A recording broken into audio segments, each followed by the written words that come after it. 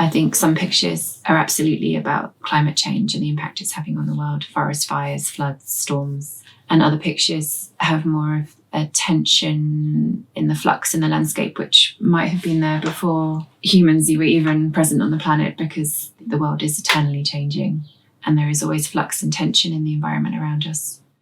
The part of the landscape that I'm interested in is that moment, I think, or those moments of tension and flux that you often find where the beauty and power meets that fear and the anxiety that a landscape can cause.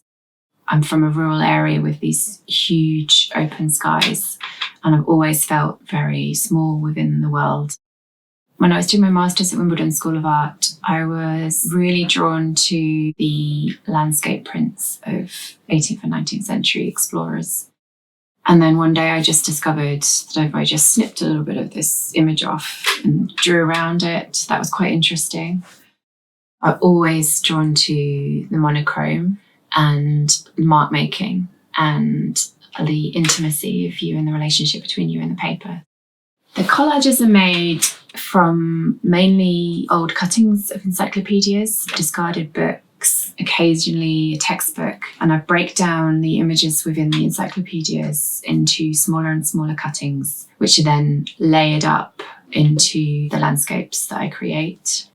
In the making process, because it's such a time-consuming, lengthy process, the landscape changes anyway, almost in the way it would in the natural world. You know, parts kind of rise and fall, and skies and clouds kind of come and go a little bit as you're building up the layers. It'd be great to be able to make some work that wasn't so time-consuming, but still had that quality of the handmade and the workmanship that's important to me. When it came to making this edition, we came with the idea of a mountain vista. It's something that I'd been exploring in the studio anyway, and I thought it would translate well into the printed format. And it was going to be interesting how we would translate a sense of depth and perspective, and also the workmanship and the tactile nature of the collages.